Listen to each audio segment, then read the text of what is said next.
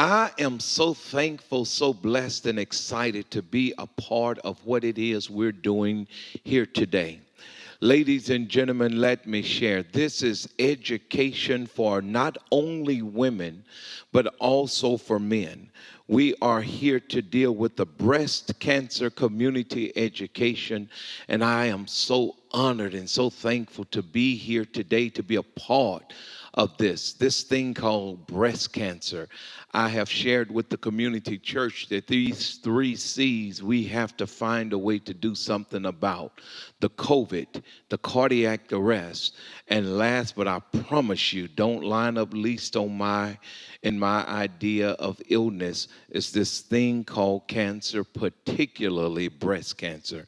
And today I am so honored that we are favored to have two medical doctors that are hematologists, oncologists, and we're going to hear from them. I have two of our members here who have experienced what it is to go through this thing called breast cancer and who has now taken it upon themselves to educate, to love, and to care for people who are dealing with breast cancer.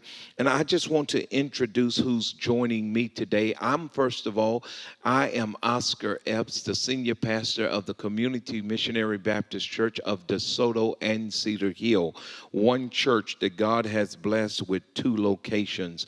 And I am going to be joined by Dr. Kalam, who again is a hematologist, oncologist, as well as Dr. Dabney, who is also a hematologist, oncologist.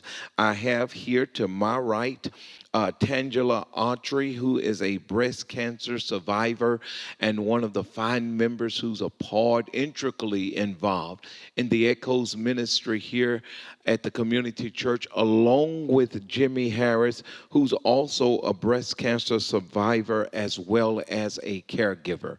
But just like anything else at church, before we kick it off, we have to talk to God and ask His blessings on what it is we're about to do. So go with me as we pray to God. Father, it's in the name of Jesus that we come thanking you so much for being the awesome God you are. God, as we come to bring education to the lives of people, I pray for each presenter. I pray for these doctors. I thank you and pray for these that you have trusted to have breast cancer, and then God have brought them through the other side of breast cancer. We pray today, God, that as we present, that someone who is going through, someone who don't even know to go get tested, can be educated to get what it is they need because of the program we're presenting. We love you, we bless you, we praise you, and we thank you. In Jesus' name, amen.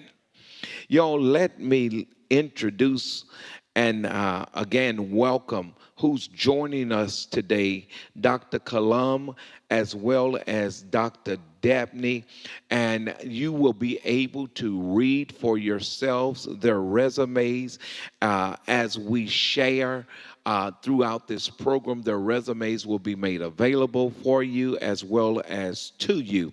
And at this time, I am going to ask Dr. Kalam if she would be so kind to present to us a PowerPoint presentation that she has on breast cancer. Dr. Kalam, will you please do that for us? Good afternoon. Thank you for giving me this great opportunity to talk about such an important aspect of our community. I would like to thank Community Missionary Baptist Church for giving me this opportunity to get closer and play my part in helping the community. I'm Dr. Deepthi Kalam, medical oncologist with WellMed Clinics. Today, I'm going to discuss the importance of early detection in breast cancer, screening guidelines, and how it impacts African American women differently. I'm also going to discuss what is triple negative breast cancer, how important is bone health, the do's and the don'ts.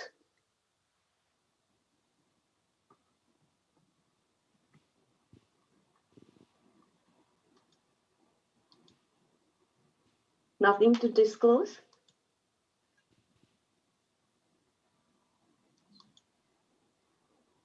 Breast cancer affects 1 in 8 women over lifetime. In 2020, it's estimated that 270,000 women will be diagnosed with breast cancer. That's one woman will be diagnosed every 2 minutes. It's estimated that 42,000 women will die from breast cancer. The death rates due to breast cancer have steadily increased since 1989. The 5-year relative survival is about 90%. That means there are 3.5 million breast cancer survivors in US, which is the largest group of survivors of any cancer type. This is due to both earlier detection through screening and availability of better treatments. Based on recent data, Black women have slightly lower chance of developing breast cancer. For example, if one compared to in 9 compared to 1 in 8 in their white counterparts. But Black women are 42% more likely to die than white women. Why? Despite medical improvements in early detection, diagnosis, and screening, many Black women are less likely to obtain adequate treatment. Why these disparities? The higher death rates among Black women is most likely a combination of factors, including differences in stages of diagnosis, higher obesity rates, variation in tumor characteristics and biology, like the triple negative breast cancer, as well as availability of timely access to screening, diagnosis, and treatment services. There are risk factors we cannot change, like the gender, age, inheritance, a strong family history, and personal history to go by. Self-breast exams are not recommended as a screening tool for breast cancer. It is very important to know what is normal. It's important to watch out for warning signs. Do I notice a lump in the breast or under the armpit?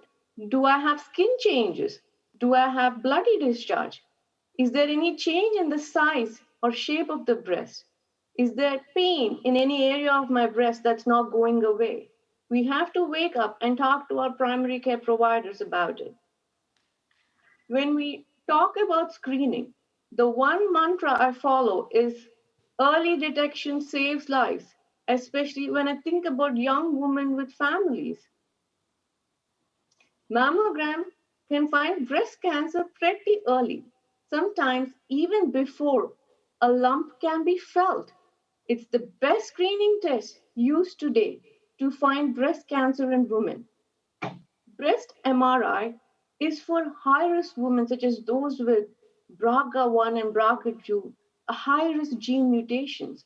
It is not recommended for women with average risk. So there's a lot of controversy surrounding screening, and pretty much there are three major societies which guide breast cancer screening: the American Cancer Society, the National Comprehensive Cancer Care, and USPS Task Force, which caters for primary care providers. But they all have different age recommendations for screening. Do I start at age 40? Do I start screening at age 45? Do I start screening at 50? Do I recommend every year follow ups? Do I recommend every 2 year follow ups? One common note: all of them agree that mammogram saves lives.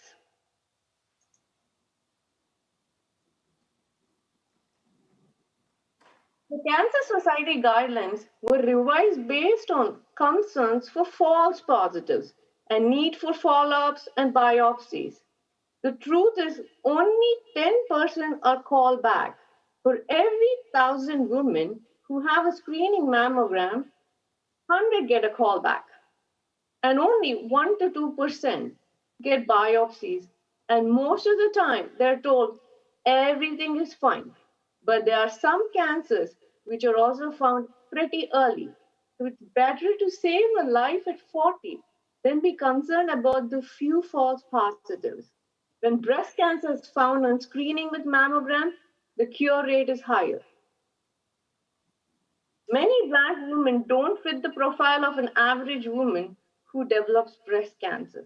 My take, start early because Black women have a higher risk of developing very deadly breast cancers early in life. A word on triple negative breast cancer. There are three kinds of proteins we look on a biopsy. Two of them are the hormones the human body produces, estrogen and progesterone. And the third one is called HER2. Triple negative breast cancers are unique. They do not have any of these three proteins. It is more aggressive type and have lower survival. So let's transition to bone health. Almost all therapies for breast cancer have a negative impact on bone density. So we must keep in mind the importance of bone health for survivors. In addition to the chemotherapy and treatments they go through, they also have risk factors like a strong family history for fragility fractures. Women tend to have early menopause from chemotherapy, which will remove estrogen, a protective hormone to bones. Inadequate dietary intake of calcium and vitamin D is also a risk factor, especially the medications called estrogen modulators, which are used to treat early hormone and positive breast cancer, can lower bone density. So, how do we detect it? DEXA scan is a simple test of plain x rays using low dose radiation to detect bone mineral density. It's usually done once every 2 years. Following simple measures to ensure bone health is follow a well balanced diet rich in calcium and vitamin D, maintain a healthy lifestyle, emphasize on physical activity. Smoking is really bad for the bones, and abstinence from alcohol. There is no cure for osteoporosis, but there are several medications like bisphosphonates are available to prevent and treat the disease. What do we do? We need better access to breast cancer screening and treatment, better understanding of racial disparities. We must emphasize community education, awareness. We need to we need to emphasize that we need to start early. Do not delay. Screening mammograms are incredibly successful in detecting small and treatable breast cancer. Increasing participation on clinical trials to further research is an important change how this generation and the next experiences breast cancer. I would like to thank the organization for giving me this opportunity to talk about few aspects of breast cancer. Tell you, I'm listening and my mind is just taken by all the knowledge that you just shared. And it's so many things that we take for granted that we just don't have a clue about, but you have opened up my eyes to some things. Last year in 2019, on my birthday, I received a phone call from my oldest niece to share with me that had just been diagnosed with breast cancer on my birthday. And that was such a heartbreaking thing for me because we have such a close knit family, and it just took everything out of me.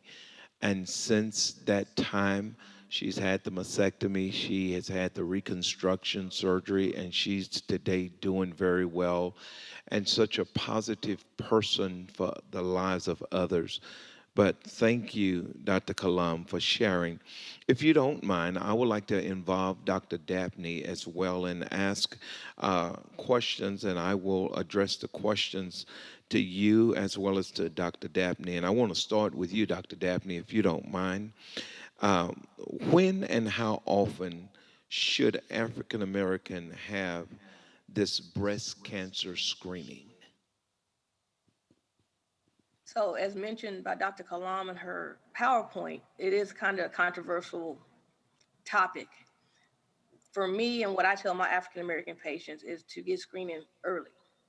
So, I always recommend screening at least starting at the age of 40. Depending on family history and personal history, screening may be started before then. Mammography is the #1 screening modality. Now, we're receiving 3D mammography, which is excellent ways to detect early smaller lesions. Also, sometimes MRIs may be needed if you are a high risk patient, and high risk is kind of determined by your risk of developing breast cancer over your lifetime. Most of the time, if someone has a genetic mutation, such as BRCA1 or BRCA2, which is the most common ones, or if they have a strong family history of breast cancer, or if they receive radiation to their chest from a previous cancer, may require MRI for their screenings. Younger patients, because of the denseness of the breast, may also require ultrasound when you're doing your screenings. But I strongly recommend all African American females to start getting their mammograms at least by the age of 40. And most likely will do that annually until probably around the age of 70. Uh, Patients above the age of 75 is still a little controversial as well about screening for breast cancer. One of the main things that I always try to bring to the community is early detection. Uh, so we want to start young, start frequently. Most facilities now don't even require you to have a doctor's order. You can actually kind of self-refer once you reach the age of 40. But if you have a lot of concerns, I stress to you, talk to your doctors, get in early, and start your screening as soon as possible. Thank you for sharing. Also, Dr. Dabney, while I have you, can you share what is genetic testing and how important is it for African American women to have the genetic test? So when it comes to genetic testing, it is a blood test. And what it looks at is if you have a genetic mutation that makes you at higher risk of developing a cancer, so more susceptible to cancers. Any young patient that I have come in that's diagnosed with breast cancer, we automatically do genetic testing on them. And why this is important, for one, not only could you be at risk of breast cancer, but you could be at risk of other types of cancers, which will change your screenings. Again, everything's about early detection, but it also is important because if you have a genetic mutation, it's important for your family members to also get tested. What a lot of people don't realize is that some of the breast cancer genes that cause breast cancer also cause prostate cancer, which is another important cancer within our community. Most people think about breast cancer just being something that females have to worry about, but male breast cancer is also very prevalent, as well as the risk of prostate cancers depending on what mutation you may have.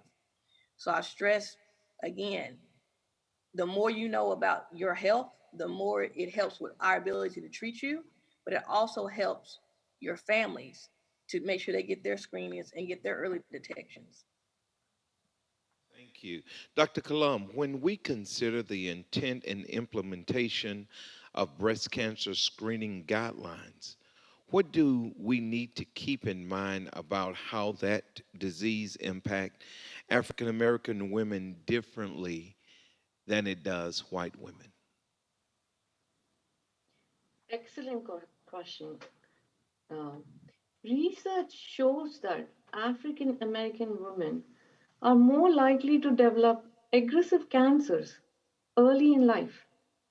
It makes me think harder are we missing significant number of young women in their early 40s with early stage treatable cancers? So we must advocate early breast cancer screening in the community. We must demystify cancer and cultivate this culture of saying it's okay to talk about breast cancer. It's okay to talk about the risk factors in the family. Also, Dr. Colum, I know you hit on it a second ago, but what is triple negative breast cancer and how common is triple negative breast cancer? So, when we talk about a biopsy for breast cancer, we look at three proteins. Two of them are hormonal proteins, estrogen and progesterone produced by our body. And the third protein is called HER2 protein. Triple negative breast cancer is unique. They don't have any of these three proteins. And 15 to 20% of breast cancers are triple negative. They're very aggressive, difficult to treat. African American women are more likely to get triple negative breast cancer than white women, which partly explains the difference in mortality. Patients are younger. They tend to have genetic mutations in the BRCA genes. They usually require surgery, radiation, and also chemotherapy. The risk of relapse is much higher in the first 3 to 5 years. But there's good news. The chance of relapse goes down after the first 5 years. Here, time is essence. And again, I cannot emphasize how important early detection is the key in tackling aggressive form of this cancer. Wow. One more question for you since I have you. Tell me, why is bone health important for African American women diagnosed with breast cancer? So I will start with the misconception. There is a misconception that only white women get osteoporosis. But we have to understand that most treatments of breast cancer weaken the bones. So it's very important to monitor and improve bone health in survivors. Regular mammogram screenings every 2 years and lifestyle changes go a long way. A well balanced diet, rich in calcium and vitamin D, is important. And we have to talk about taking optimal amounts of the supplements of calcium and vitamin D. Practice good exercise protocols like, going, following regular walking schedules, like simple things like dancing and resistance exercises like lifting weights do help strengthen bones. And smoking, I cannot tell you how bad it's for the bones, and to limit the intake of alcohol. Now, let me ask, and if you can, is there a difference in smoking cigarettes and smoking the vapor thing? So, if you smoke, it has high amounts of nicotine in it. But when you vape, I don't think they still have some amount of nicotine. It's not like it's zero, if I'm not wrong. But at the end, cutting down as much as one can, because it has strong roots and bad effects on the bone. Thank you. Dr. Dabney, I noticed earlier you were in uniform with the Air Force. Thank you for your service. Thank you so much. A couple of questions I want to ask you. How important is it for doctors to address the mental health component of a breast cancer diagnosis? It's very important that doctors address the mental health component of breast cancer or any type of cancer. But what's also important is that we as a community talk about mental health. There's one of the stigmas that we have is that we don't want to talk about it. We need to talk about it. When it comes to any type of cancer, the anxiety associated with your diagnosis, from day one, we address mental health. Day one, I talk to my patients about their mental health, how they feeling, how they thinking, how their family's doing, because we need to treat the whole patient. And I always say the brain is a very powerful muscle. And if your brain and your mental health is not right, it makes your treatments harder. But a lot of things that impact our community when it comes to cancer care and mental health, or there's some social economical things too. Patients can't get off work. They have bills to pay. They delay their treatments, taking care of home. They don't want to tell their families about it. So they try to burden all the stress of the diagnosis as well as the treatment by themselves. We do screenings for every patient that comes through. I refer to mental health specialists if we need to. Sometimes, just talking with support groups, there are hundreds of support groups for breast cancer, helps you talk about it. Sometimes you do require medicines because it's a hard diagnosis, it's a hard treatment to help get you through the treatments. But the main thing is to talk. Talk to your doctors, talk to your family, talk to your pastors, talk about it. Because like I always say, we're not giving a superhero award. We're trying to treat your cancer. And we're all here as a team to help with that. And then there's a lot of programs that are out to help with transportation, with bills, with other aspects of life when you're going through cancer care too. But if we're not able to know what's going on, it makes it harder for us to be able to help. Let me ask one other question to you. How would you define health disparities? And also, are African American women unjustly affected by it? So health disparities in cancer is great. And it's actually one of my biggest passions. One of the reasons why I went into oncology is because I saw the disparities when I was going through my trainings. Been personally impacted by breast cancer just through my own family members. A lot of things go into the whole disparity when it comes to breast cancer. One, it's just the type of breast cancers we as African Americans develop. The biology is different. Triple negative breast cancer is common in African Americans. It's also a more aggressive breast cancer.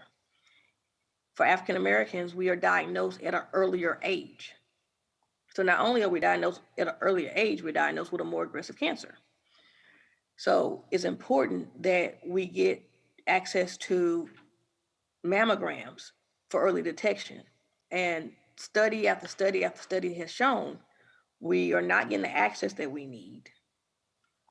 We are getting diagnosed at a later stage, which makes your treatments harder. Even when we get diagnosed at an early stage, because of the biology of the cancer, we are at higher risk of dying from breast cancers than any other ethnic group at any age.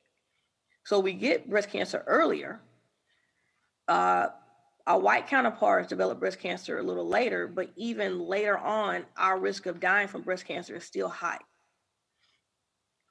So a lot of things, community awareness is important. Family history is important. Early detection is important. All those will help with, trying to shorten that gap. But also, we need to get on clinical trials. What happens with breast cancer treatments, it's not made for our histology because it's not a lot of us that are on clinical trials. And I know we all had, the Tuskegee experiments. We all a little leery about a lot of the clinical trials, but it really does help once they're testing the treatments for us. And we found out, like with blood pressure medicines, when they had a large clinical trial, including African Americans, they now have a subclass of drugs that is the number one choice for African Americans and very effective. So between getting detection, getting treatments, and getting access to care, that would help shorten that gap in the racial disparities when it comes to breast cancer treatments. Wow. You guys have really helped me, educated me, shared with me some things that I just didn't have a clue about. And I personally, and I believe that others would join me in simply saying thank you so much for the knowledge that you have shared, for the questions that you have answered. And I want to somewhat transition now from our doctors and share with our survivors and our caregivers.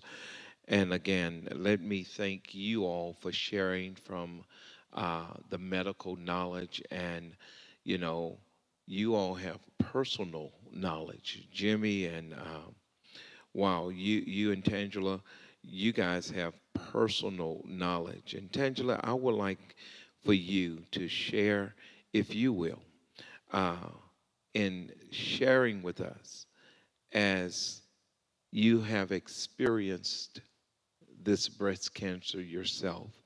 Why don't you just share with us your experience? Good afternoon. My name is Tangela Autry. I am a member of Community Missionary Baptist Church, and Oscar Epps is my pastor today. At the time that I got breast cancer, my diagnosis, it was January 29th, 2015. I was not a member of Mr. Epps' church, my pastor's church. I was a member of another church that was smaller.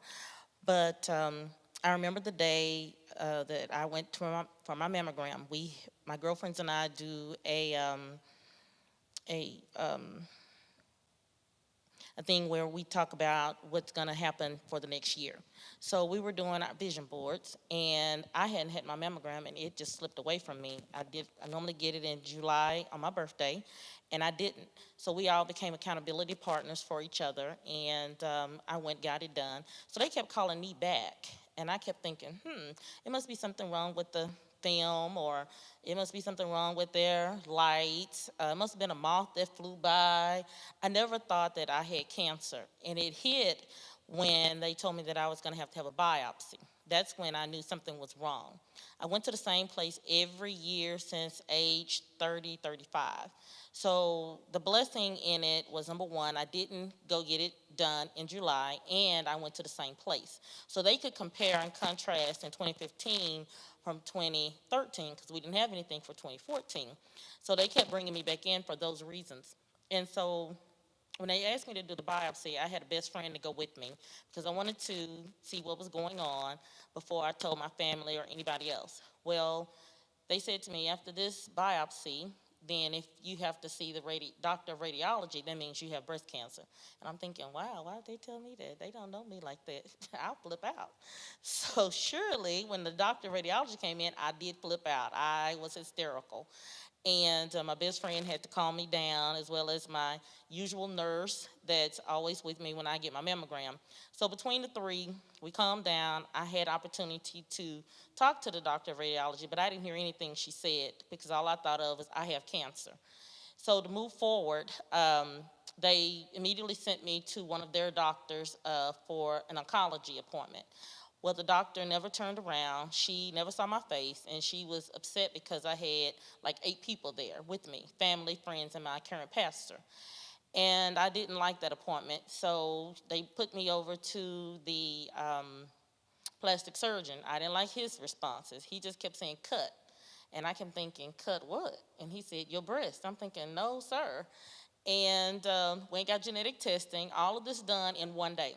So to say the least, I was in another world. But I did have people there that were listening for me because I didn't hear anything. Moving forward, I didn't like that appointment, so I chose my own doctor. Actually, I called MD Anderson, and they were like, ma'am, you are going to live. You're stage 1, it's going to be okay. So they referred me to UT Southwest, whom they partner with, and I found a doctor there. My students and I picked out my doctor and my surgeon, and then from the surgeon, he walked me down the hall to one of the best renowned oncology doctors. Her name is Dr. Barbara Haley. And Dr. Haley is noted in the state of Texas, at least from my understanding, to be the guru for triple negative, and that's the type that I had. The first appointment from oncology, I had no plan. This time I had a plan. So I went in and with my plan and I was like, okay, we're going to do this in June. We're going to do this in July. We'll do this in August because I have things to do. I have some trips planned. I have a cruise to go on, and I have a lot going. And I have to go and do some presentations for some money that I was given up front for a book deal. So I was going to be flying around the country 3 times. So I thought. So he listened and he said, "Are you through?" And I said, "Yes, I'm done." "Okay, what's next?" He gave me his plan, and his plan was not my plan. They didn't match at all. And so he gave me an opportunity. He said, "You could have a mastectomy or you could have a lumpectomy." And I said, nobody ever talked to me about the lumpectomy. So he explained, he gave me the literature. I got to see the oncologist that day. And he said, "When you get through reading, I want you to email me back and tell me what the plan is going to be next." I was like, "Okay, fine." He's been sarcastic. So his name is Dr. Huth, plastic surgeon my doctor, my surgeon over at UT Southwest. And from that point on, we had a great relationship. Our plans had to match. So needless to say, some of my trips got delayed and I couldn't do them, and I chose a lumpectomy. The reason I chose a lumpectomy is because I'm afraid of surgery. And to think that my breast, both of them, they wanted to cut off was overwhelming for me. And even with having a lumpectomy, they said that triple negative could come back. And I said, "We'll address it if it come back." So I'm 5 years out, so far so good. And just had my mammogram last year, and I'm having my this year mammogram in 2 weeks. They also tell you never go by yourself to get your mammogram. I see why. I went by myself last year, and that didn't go very well at all. And this year I will have somebody to go with me. And that's my story. Thank you, Tangela, for sharing. Uh, I'm so sorry that you didn't get to travel the world to sign books and write books or whatever you were going to do. But wow, that's a very interesting story. It's an amazing story, how it is that we all have our own path. And then when our paths are sometimes altered, it's very difficult for us rather to connect with the new path that life presents us. Jimmy, will you please share uh, with us your story as a survivor? Amazingly, Angie and I have the same doctor, same surgeon. Different path we took. But my story, I think, is rather unique in that I've had breast cancer 3 times. The first time I was diagnosed was in February 1999. It was in situ, and the doctor at that time, well, let me back up a little bit. I had just graduated as a nurse practitioner. So when I got to the doctor, I'm ready with all of my questions, and I know her answers, and I wanted just those answers. So the first time I was diagnosed in February, I had a low-grade cancer in situ, and the doctor recommended a lumpectomy. No, actually, she recommended bilateral mastectomies, and I didn't like that answer. So when I left her office, having heard the big C, it scared me too. So I called one of my doctor friends and told her what my situation was, and she said, "Where are you?" I said, "I'm going home." She said, "Wait right there, I'll call you." She called me, and she had set me up with what had supposed to have been at that time the doctor with the best experience in breast cancer. So in a couple of days, I was in his office, second opinion, told me I could have the lumpectomy because what they saw was low grade and, they could remove it all. Had that done. 18 years later, I'm doing fine. Everything's okay. I went in for my regular mammogram again, and it was like Tangie's. They told me, come back in 6 months. We saw something. We're going to follow it. Okay. Went back in. This time, same cancer, different area of the same breast. So at that time, we had several young ladies in the church who was going through the same thing. And so we got together, we collaborated in corners everywhere we could to talk about our experiences. And they were going to have bilateral mastectomies and abdominal flap reconstruction. And I'm going, well, okay. I didn't do it when I was younger. You want to look your best all the time, so I decided to have the same surgery. That went pretty good. They told me I wouldn't need to do breast self exams. It wouldn't need mammograms because women with my kind of surgery, you cannot grow cancer in abdominal flaps. Okay, but I didn't listen to that. I continued to do my self-breast exams. I continued to monitor my own body because I knew they said I wouldn't need another mammogram, and I didn't. But sometime last year, I noticed abnormality in my suture line, so I kept monitoring it. And I called the surgeon and I said to him, look, I have something growing over here and I think you need to look at it. He told me, go see the plastic surgeon. I said, plastic surgery don't diagnose anything. I'm coming to see you. So, that's us nurses, okay. Yeah, I told him. So I went back and I told him, I said, I think I have a keloid and we need to look at this. He said, well, we can take it out in office. I said, I watched Dr. Pimple Popper and I know you're not gonna cut me in the office. So he said, well, okay, we'll take you to surgery. And when I went back for my results, I think he was just as surprised as I was because I kept telling him, I've looked in the portal, there's no lab results, I don't know what the pathology is. He said, okay, we'll look at it together. And when he did, he was just as shocked as I was. It was cancer, and I had to write it down because I knew I wasn't going to remember it. It was grade 3, HR positive, HER2 negative, with associated DCIS, grade 2 to 3, and also it had perineural invasion. So that was totally different on the left side instead of the right, and they said that it was very unusual that someone would develop cancer on the opposite side. So to say the least, I had a modified mastectomy, and I had to go undergo chemo and radiation this time, which I did not have previously. I only had radiation the first go around, the first cancer in '99, but nothing in 2016. So in February this year, March, I started with chemo, and then I went through radiation. And I tell you, I told Pastor, I don't know why God gave me this for a third time, but it must be a pretty good reason. So I had every complication you could have. And I said, this is my new testimony. So when I talk to people with cancer now, I can say I've truly been through what you've been through. And I'm still recovering from some of the complications that I had to undergo. But I take great pride in being a member of the Echoes Ministry. I talk to each and every person that we find out has cancer and ask them, what can we do for you and how can we help you? Wow, 3 times. That's a lot, Jimmy, and thank you for sharing.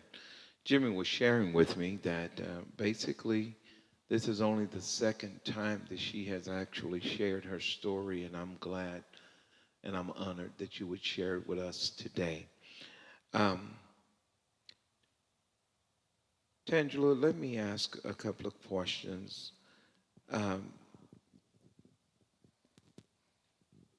What type of barriers, whether it was financial, dealing with your insurance or whatever, have you experienced in getting screened for breast cancer? As a woman of God who believes in God, and even more so now today than I did before 2015, my barriers were my job. They came up with this thing that we're not going to pay you from January until August. So I flipped out, of course, and I called around. I went to some of the board meetings, and their response was that I was off work for such a long time that the insurance was still being paid by them. So although that was a small barrier for me because I didn't stress about it, I just picked up the phone and started calling agencies, and I found an agency nationally that would pay for my insurance, and I went from there. My first degree, college degree, is in social work, so I knew how to access resources. And I have a line sister, a very good friend of mine. She was helping me do the same. So I didn't have barriers in terms of finance. I just felt like women, when we were going through the chemotherapy treatment, there were women that didn't have cancer, and those barriers bothered me. And so I would always go to my doctor appointments with this pamphlet of resources, and I just created it, didn't put my name on it, just gave them out. Because I felt like if I was having that struggle, then they were having the same struggle. I was employed, they were not employed. So to me, a resource is a resource, and we're all women, and cancer doesn't have a color, it doesn't have an age, it doesn't have a financial group, it's cancer. So I felt like that's the least I could do while I was sitting there going through treatment. I had transportation, and I had friends, and I had family to get me to and from all my appointments, so I was blessed. It was just the insurance piece that bothered me the most, that I had insurance and I was getting one type of treatment. They didn't, and they got another type of treatment. Let me also ask now, real quick, you said you were going to the board meetings. Are you an educator? Yes, I am an educator Okay. of 21 years. And I'll just say with Dallas ISD. And when I was going through, it just bothered me to no end that we, a school district of such a large group of people, don't take care of their own. So they've made some changes, it's my understanding, but we still have those minute and I guess different nuances that happen like on the side. Now the mayor here in DeSoto, she was diagnosed, and before her very first treatment, she transitioned, she passed. And from what I'm understanding, it had nothing to do with the cancer that she was diagnosed in having. But that leads me to my next question. Do you feel that you received timely care from the time of diagnosis until the first treatment session? I feel like I did simply because I took my own health care and I put it in my own hands. Again, I started getting breast cancer mammograms between 30 and 35. That was my age. And I started getting them because two of my aunts, I guess aunts, my grandmother's sisters had breast cancer. They didn't die from breast cancer, but they had it. So at the time I read Ebony and Essence magazine like every woman in the world, and they had some articles, and I said, well, I'm just gonna go get me a breast cancer mammogram. Then they didn't bother me. They were just like, okay, come on and get it with your well woman exam. Now, my daughter is 25, and I asked her to go get one this year, and they gave her a runaround. But as I shared with her, you have to fight for your health, and if that's what you wanna go get, that's what you go get. You may have to pay for it, but you can go get it. Nobody can tell you no when it comes to your health. So I've never accepted no.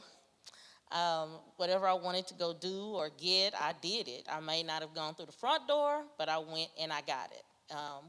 Praying with God and knowing that God is there and that's who runs my life. If I thought that the person was giving me a runaround, I'd go pray about it. I didn't use bad words, Pastor. But I did go another route, as Jimmy would say, and I got it done. Last question for you. What was the most difficult part for you of being diagnosed with this breast cancer, and how did you overcome that difficulty? I know you said part, but I'm going to do parts. The first part were friends that left me. That was extremely difficult.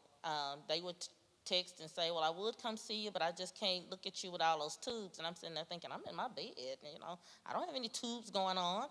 The second part was me not sitting down and following the doctor's orders. When he said go home after the lumpectomy and sit down, I didn't. I folded clothes, I washed, I did everything I normally did. I was like, oh, that little lumpectomy, that wasn't nothing. Until I got a hole in the other breast, because once I got the lumpectomy in one, I needed other breasts to look the same, so I had to come down with my breast size, which was great. But I developed this hole, and then I had to get a wound vac. That was not nice. So I ended up going to being treated in a outside facility where I went in every day. They would take one off, put one in, and I would go to work and come back. So I wore my dresses and stuff like that. People didn't know. My crazy coworkers thought, I just always thought, you would run around with a coffee pot because it would percolate, it would bubble. And so needless to say, I went through that. That was hard.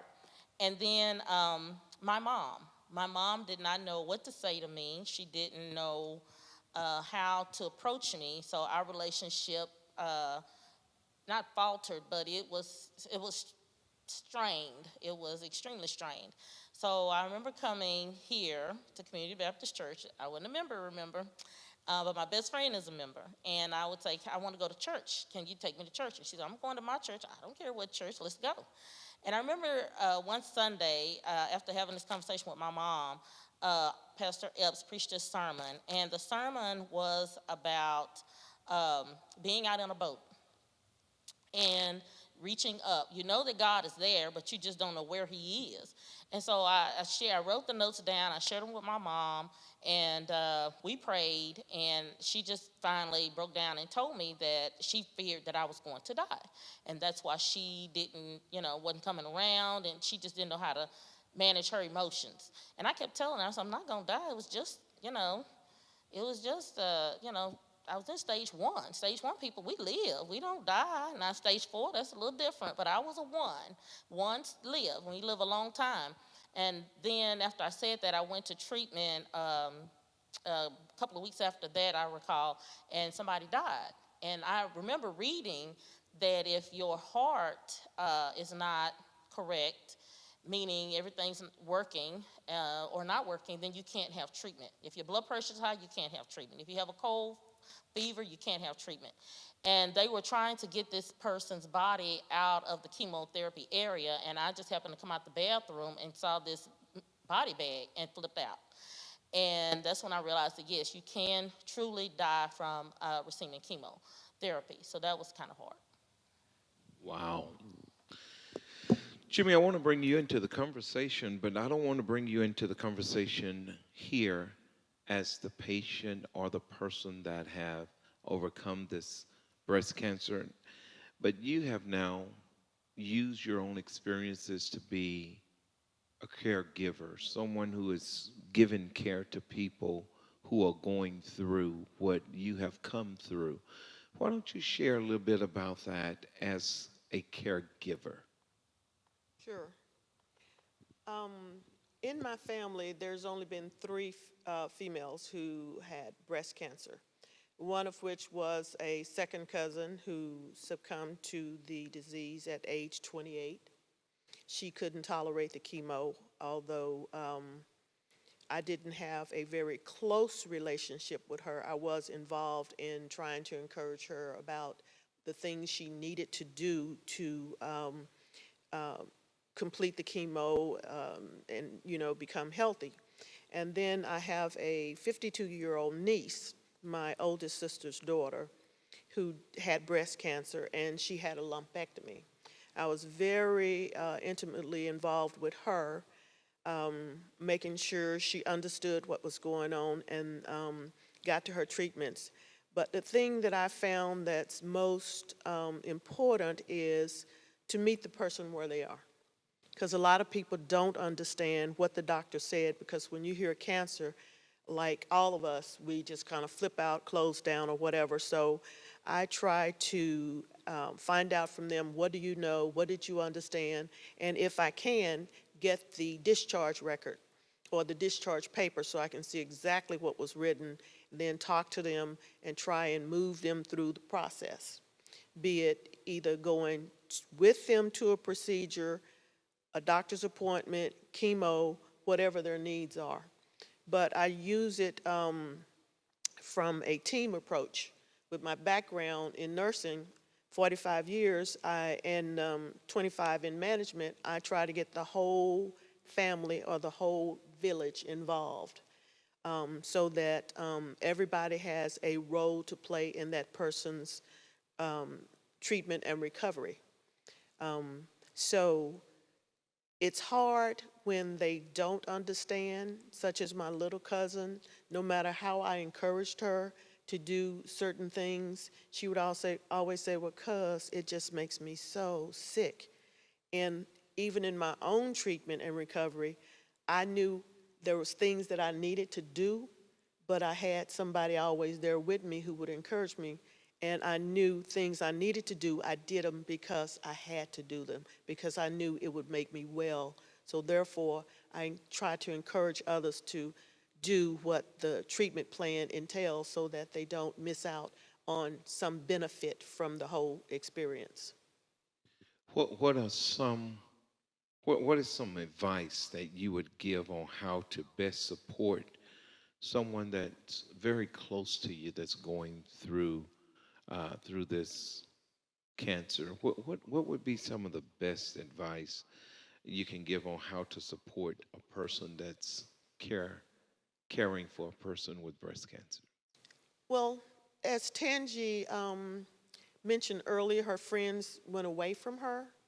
I suggest you get friends, encourage friends to go to them and be of a support. Sometimes just sitting there and they know you're there makes a whole lot of difference. Because I would sit at somebody's bedside, and because I was there, they felt comfortable enough to take a nap.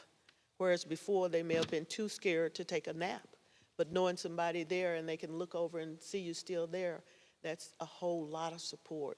So don't leave their side. Still support them no matter what. Even when they don't look their best, it doesn't matter.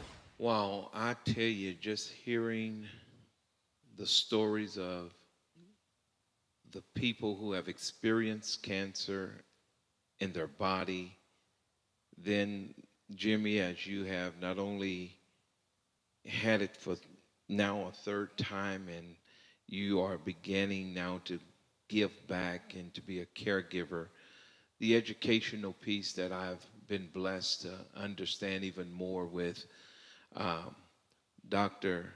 Dabney and Dr. Colum, I am just really moved by all of this. I'm the youngest child of 8 children. My mom and dad had 7 girls prior to having me. 2 have transitioned, but I tell you, as a result of this today, not only will I encourage my wife to make sure that she stays on top of her appointments, and my daughter as much as she can, to even with her other challenges, to make sure that we don't then become challenged with this thing called breast cancer. I'm going to make a new commitment publicly to ensure that my family, my siblings, my nieces, 100% my spouse, my daughter, and our church family, as well as whatever we can do to spread this out to our community. We not only need to be educated about this, but we also have to encourage and push people to be tested. Because again, what I've heard the doctors say, the earlier we can detect these things, the better off our chances are at surviving these things. Uh, Dr. Dabney, I'm sorry, Dr. Colum, thank you all so much. And I'm sharing that I know that, Dr. Colum, you're getting ready to open up a practice about 2 to 3 miles from here. I want to salute you for that, particularly because you are in opening this thing up in an African American community. Dr. Dabney, thank you for what you do. Dr. Dabney, if you will, just share with me some closing remarks about this thing called breast cancer, if you will. Thank you for your education that you have shared with me today, and for information that you have shared with this entire audience. Thank you so much, Pastor Epps, and thank you to the Community Missionary Baptist Church, as well as the organizers of this committee. This is, like I said, this is passionate to me. I'm a DFW girl, so I plan on doing a lot of outreach in the Dallas-Fort Worth community. My closing remarks, I would say, is listen to your body. You know your body better than any doctor would ever know your body. If something's not right, don't ignore it. Don't wish it away. Go and get checked out. When it comes to your health care, you are your best advocate. If you and your doctors are not on the same page, go to another doctor. There are doctors out there, myself, Dr. Kalam, that will fight for you, fight for your care. Do not hesitate to reach out and ask for help. Like I said, there's programs out there. Talk to your doctors, talk to your insurance companies, do whatever you need to do to make sure that you get the appropriate care that you need. Because unfortunately, as African Americans, we do not always receive the same standard of care that everyone else receives. If you need anything, we always here. You can find us. Google, any search engine you want to find. Uh, Continue to pray. I ask that y'all continue to pray for us to give us the guidance we need to help our community with this disparity that's going on. Thank you so much for sharing. And wow, that's listen to your body. I like the fact that you said if one doctor will not listen to you about your body, find another one. Thank you for sharing. Dr. Kalam, if you will, share with us some closing remarks. Thank you, Pastor Epps. Thank you, Miss Harris. Thank you, Miss Audrey. It was wonderful knowing you all, and I am glad that today I was able to bring in a little bit into the community and talk about what's very passionate to me. You know, it's very, very, very important for us, like Dr. Dabney said, be our own advocates. We have to fight for ourselves. And especially being women of color, it's very important to understand that there are healthcare disparities, and we have to stand up for ourselves. It's very, very, very important for families to nurture healthy discussions. We have to look at the other side of the coin. We have to say, okay, I have this issue, I have this health condition. Let's talk about it. Let's not think that we are going to overburden our family, our loved ones, by discussing them or putting them out. For example, we need to talk about who had cancers in the family. We have to nurture that good discussion so that our future generations are protected. It's not the best news, but we have to talk about cancer. I tell you, talking to family members is very important. Thank you for sharing what you have shared.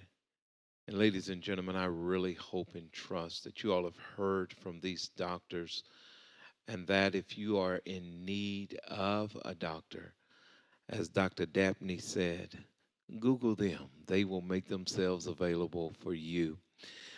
Ms. Audrey, would you like to share with us before we close out? There are some things I'd like to share. I'll be quick. Number one, I heard Dr. Dabney say two things. One, know your body. Before I went to get that mammogram, I remember when she said that I was always tired. I've never been that tired before. I never took naps. And that kind of led me to go push and get my mammogram. Number two, she talked about your mental health. A lot of women suffer, well, a lot of people who get a catastrophic illness, they suffer from depression. Either early on while they're getting treatment. My depression was post-treatment. Everybody was surprised. My sister was the one that caught it when she noticed how much I was sleeping. I wasn't really doing anything. I wasn't active. While sitting around though with chemotherapy, I did start a nonprofit in 2017 called Chemo Cute, and it's get up, get out, and get moving. I don't do the treatment area. I let that be, I leave that to the experts, Dr. Dabney and Dr. Kalam. Now I'll call you. And I just wanted to get women up out of the house because that was my issue. All the attention was gone. No more doctor's appointments, nobody fussing over me. So there I was in the house by myself. So that's a huge, huge, huge piece is depression. So we need to make sure that we educate so that women won't not only will only get the care they need, but they will also reach out. We can reach out to them, or they reach out to us in the community and say, "Hey, I need some help. I'm stuck." The other piece is a group of women that helped me a lot was Sisters Network Dallas, and there is one in every major city. And we have one here in Dallas. I found them through a friend who had gone through cancer, and they were huge help for me in getting out of the house and doing things and just going to a meeting. That's that's the piece that I wanted to talk about to close out for me. Miss Jimmy, what would you like to leave us with before we get off? I'd like to say to all caregivers and cancer survivors that it's so important that you do have a network, a team of people who can help you and support you, because that will help you mentally and physically. In our group now, we have an exercise person who has just joined our group who can help cancer survivors. So we are going to call on her more. But in my family, I have had 14 family members who's had cancer of various degrees. And even during my ordeal, I couldn't wait to get to a point where I was getting better and I could go and support other people with cancer, because that kept me mentally sound, knowing that there was something else or someone else out there who had things worse off than I was, or that I could be of some support to. So just remember, it takes a village, and a village can be most helpful when you're in your time of need. Ladies, you all have been awesome. I also have another great friend, and she's actually responsible for my knowledge of bringing this all together with our other partners. And I want to thank our other partners, the Hill Collaborative, uh, educating, informing, engaging, and advocating, as well as the Amgen Oncology. And I am speaking of my friend, the Honorable Tony Rose, one of the state representatives here in the state of Texas. And we are going to be joined by her as well so that she can answer just a couple of questions about anything dealing with the legislative, from a legislative perspective, that can help us to make it easier for women to access these mammograms on an annual basis. And she's going to help us to find ways to make sure that women can get the education as well as go to have these mammograms. And if there's something through the state, uh, Tony Rose, that can help us, we want to know all about it.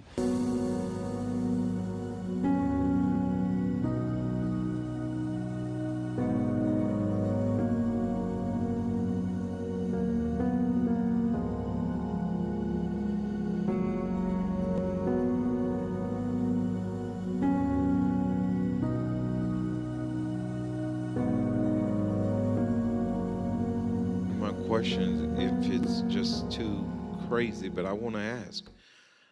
I've never called my state representative or my state senator. How do I find out who that person is? Well, you can even go to the, in Dallas, you can go to your Dallas elections department page, which is Dallas County Elections, and you can just put in your address and it'll pull up all of your elected officials. It will tell you who represents you from the federal to the local level. Awesome. Because I think, guys, if we're going to move forward and continue to progress, we must continue to push the people that we elect to represent us and not just be a body behind a desk in an office in Austin, Washington, or wherever. I Now, tell people all the time, it takes all levels of democracy. It's not just about voting. It's about being engaged and understanding what's going on in your community. It's about listening to what's going on at your school board or at the city council, as well as in the state legislature. So a lot of times people just tend to listen to things on the federal level, which is the presidential, but all politics is local. And then, so. And I Well- tell people who say they don't do politics, I say, if you don't do politics, it'll do you. So it controls everything, so. At the end of the At day, the end of the I day. found that out, and man, I tell you, this election for our president has been an eye opener, and it's forcing me not to just look, as you said, at the federal stuff, but the state stuff, the local city stuff, the county Right. stuff. And I believe if we start pushing that more, we can get more done in our community. Listen, I'm going to get you out of here. I know you're a busy lady, but there's one thing before we leave. I want to ask you if there is one final thought, just one, don't give me two or three. If there's one final thought that you would like to share with the community in just one or two sentences, what would that thought be? Get your mammogram regularly. A lot of times we can get so busy, and that has happened to me. I've gotten so busy. And one time I was 6 months behind, but I think as women, we need to make sure that we're even doing our monthly exams. And I'm pretty sure the doctors already covered that, but I just wanted to reiterate that as women, sometimes listen to your body, as it has been stated. Representative Rose, thank you again. You are such an amazing person again, and I bless God for you. I bless God for all of our panelists who have shared today, the doctors who have shared with us. This has been an awesome thing for us to do, and I'm glad that I'm a part of it. God bless you and the work you do, and the people you're going to continue to represent well.